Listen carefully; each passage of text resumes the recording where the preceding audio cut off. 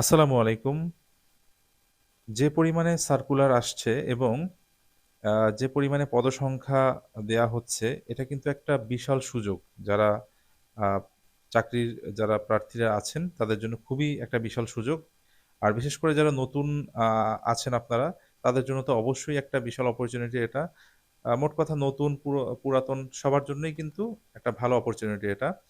তো বিশেষ করে আমরা যারা পুরাতন আছি তো সেক্ষেত্রে আমরা যদি মনে করে থাকি যে আমাদের আ অনেক এক্সপেরিয়েন্স অথবা আমরা অনেক অভিজ্ঞ, আমরা আ কম প্রস্তুতি নিলেও হবে। আসলে এটা হচ্ছে আমরা বোকার স্বর্গে বাস করা। আমাদেরকে প্রতিদিনই আমাদের পড়াশোনার মধ্যে আমাদেরকে সময় দেয়া লাগবে। প্লাস পাশাপাশি প্রতিদিনই গুরুত্বপূর্ণ জায়গাগুলো আমাদেরকে রিভিশন এর মধ্যে রাখতে হবে। তাহলেই হচ্ছে এই কম্পিটিশনে আমরা মোটামুটি আমরা এগিয়ে থাকতে পারবো।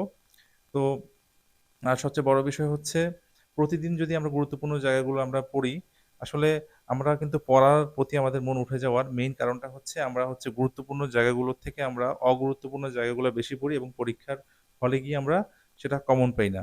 এটা কিন্তু সবচেয়ে বড় একটা কারণ। আর এটার কারণের পিছনে কিন্তু আমি বারবার একই কথা বলি সেটা হচ্ছে এনালাইসিস এর অভাব। এই এনালাইসিস এর কারণেই দেখা গিয়েছে আমরা গুরুত্বপূর্ণ জায়গাগুলো বারবার এভয়েড করে যাই, কম পড়ি এবং অগুরুত্বপূর্ণ জায়গাগুলো বেশি পড়ি।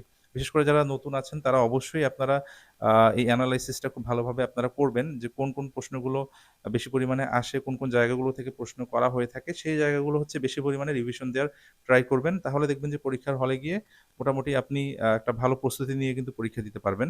তো এখন যে পরিমাণে সার্কুলার হচ্ছে তো এটা কিন্তু বিশাল আবারও বলছি বিশাল অপরচুনিটি। এই সুযোগ কারোই আসলে হাতছাড়া করা উচিত না। যার যেরকম সময় আছে সেই সময়টাকে ইউজ করে আসলে প্রপারলি আসলে পড়াশোনা করতে হবে। তাহলেই কেবল এই যুদ্ধে আসলে জয় করা সম্ভব। তো যাই হোক সবার জন্য শুভকামনা থাকবে। সবাই ভালো থাকবেন। আল্লাহ হাফেজ।